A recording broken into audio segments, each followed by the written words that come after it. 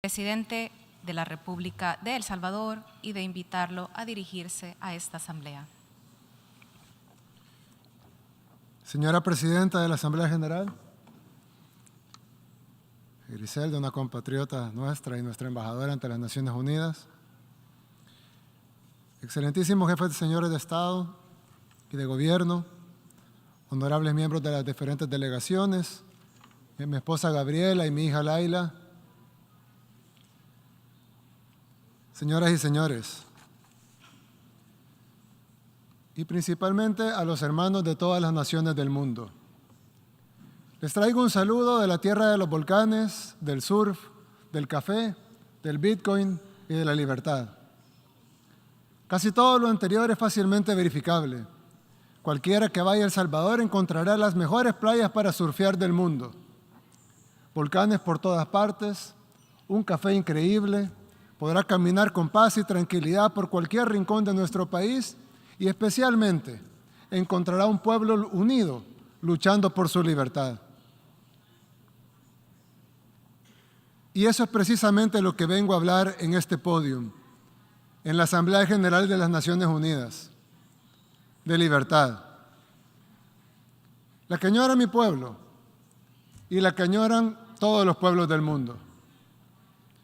Y es que libertad es una palabra que se dice muy fácil, pero que requiere de lucha, perseverancia y muchos sacrificios para que sea verdadera. La libertad de escoger hacia dónde vamos y cómo lo queremos lograr. La libertad de definir nuestro camino como seres humanos. Pero para ser libres, como mucho de lo que nos define, depende de cómo nos ven los demás, pero principalmente de cómo nos vemos a nosotros mismos. Por lo tanto, además de decidir que queremos ser libres, es requisito indispensable que los poderosos respeten nuestra libertad. Yo vengo de un pueblo que durante mucho tiempo se vio a sí mismo como menos que los demás. Vengo de un pueblo donde nunca habíamos tenido el valor de tomar nuestras propias decisiones. Vengo de un pueblo donde nuestro destino siempre fue controlado por otros. Vengo de un pueblo que solamente es dueño del país más pequeño del continente americano y que incluso esa pequeña propiedad sobre ese pedacito de tierra, que apenas se ve en el mapa, no es respetada por países que tienen muchísimo más territorio que nosotros, muchísimo más dinero y muchísimo más poder, y que piensan correctamente que son dueños de sus países, pero piensan incorrectamente que también son dueños del nuestro. Y es que un grupo de países poderosos no solo tienen mucho más que todos los demás, sino que también creen que son los dueños de lo poco que tenemos los países que no somos poderosos. Es como si alguien viviera en una casita muy pequeña y humilde, pero que tuviera un vecino muy, muy rico, cuya casa es un hermoso y gigantesco palacio, con inmensas extensiones de tierra y tesoros inimaginables. Quien vive en la pequeña casita respeta y admira a su vecino. No le molesta que sea inmensamente más rico que él. Él está feliz en su pequeña casita, pero ha decidido mejorarla, pintarla, arreglarla y amueblarla mejor. Con esfuerzo, claro, pero está seguro que valdrá la pena. Todo bien hasta ahí.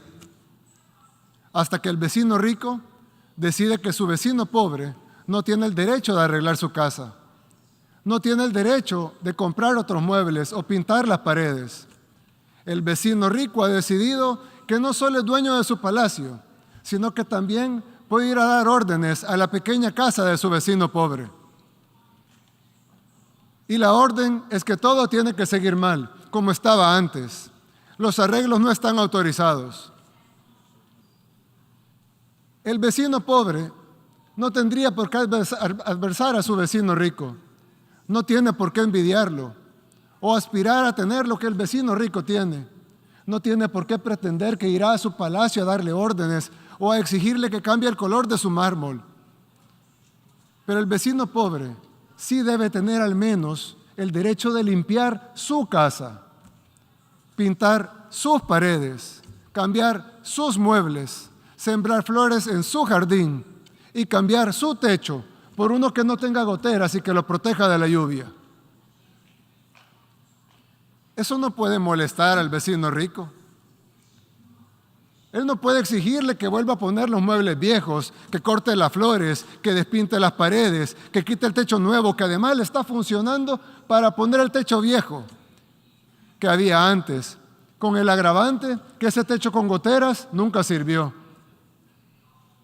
El vecino rico no tiene ninguna autoridad para exigirle a su vecino pobre que regrese al pasado, porque no tendría por qué pretender mandar en casa ajena.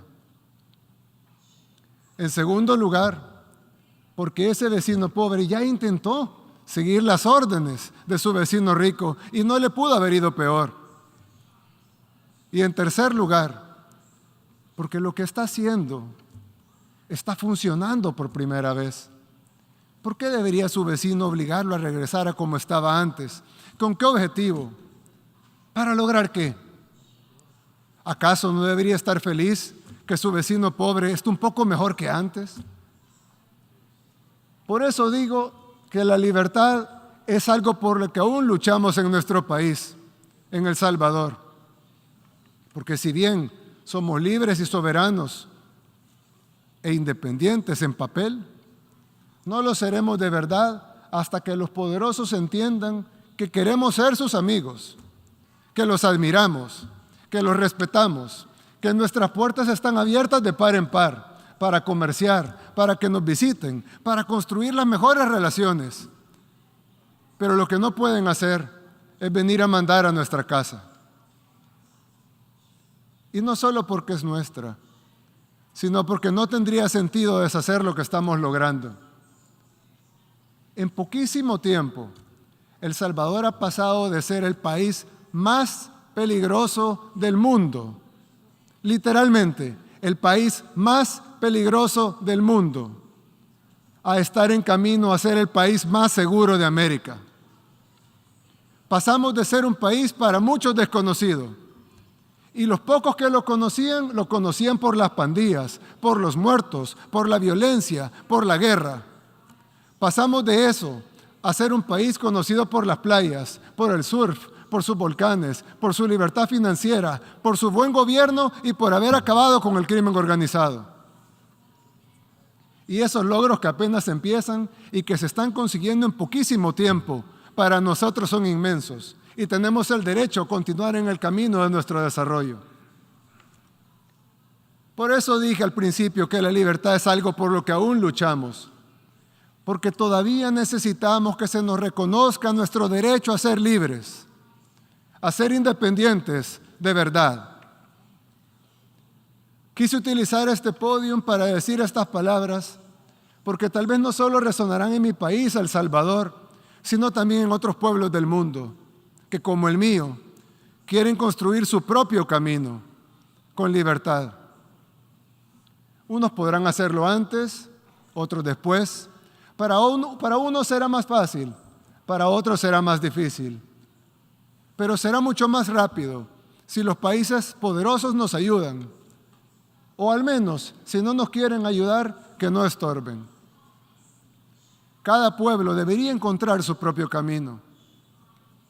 Y cada pueblo encontrará amigos en la búsqueda de ese camino. A esos países, humildemente les ofrezco la amistad de este pequeño país, el más pequeño del continente americano, el país del surf, de los volcanes y de las pupusas. El país que aún lucha por su libertad, pero que está a punto de conseguirla. Hace 3 años estuve aquí, en este mismo podio en las Naciones Unidas. En ese tiempo les dije que este formato era obsoleto y ahora, 3 años después, nos damos cuenta que lo es aún más. Pero tal vez aún sirva de algo. Tal vez sirve, entre muchas otras cosas, para que este representante de este pequeño país, el más pequeño del continente americano, humildemente les recuerde que estas Naciones Unidas no se crearon para dividir, para destruir o para someter, sino para relacionarnos, para trabajar juntos, para construir una mejor comunidad de países y para buscar soluciones a los problemas del mundo. Pero con el respeto absoluto a la soberanía y a la autodeterminación de cada país y de la manera que dice la misma Carta de las Naciones Unidas en el primer principio de cómo sería esta organización. La organización está basada en el principio de la igualdad soberana de todos los pueblos. Y como dice uno de los principales propósitos por los cuales se fundaron las Naciones Unidas, fomentar entre las naciones relaciones de amistad basadas en el respeto al principio de la igualdad de derechos y a la libre determinación de los pueblos. Tal vez el cambio del mundo unipolar al mundo multipolar del que tanto se habla sea mejor si en lugar de pasar a ser de una superpotencia a varias superpotencias, pasemos mejor a un mundo en donde cada pueblo es verdaderamente libre de construir su propio camino y donde en esta comunidad de naciones aportemos todos, los grandes y los pequeños, desde nuestras experiencias y nuestras capacidades, a solucionar los problemas de la humanidad. Nadie pudiera estar en contra de eso. Pero al igual que con la libertad, fácil es decirlo, pero difícil es que sea realidad. Vine hasta acá a pararme en este podio, en un formato en el que ya no creo, para decir algo que lo más probable es que de todas maneras no cambie la forma de que los países poderosos ven a los demás, pero tal vez sí cambie la forma en que los países en vías de desarrollo nos vemos a nosotros mismos.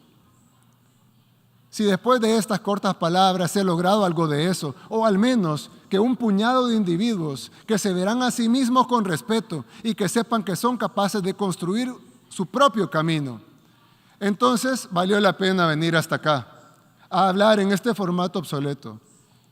¿Y quién quita? Tal vez con el tiempo, tal vez surgen otras naciones, surgen otros pueblos que también decidan luchar por su libertad. Y entonces, las Naciones Unidas habrán vuelto a ser relevantes, al menos para este humilde servidor. Muchas gracias y que Dios bendiga a todas las naciones del mundo.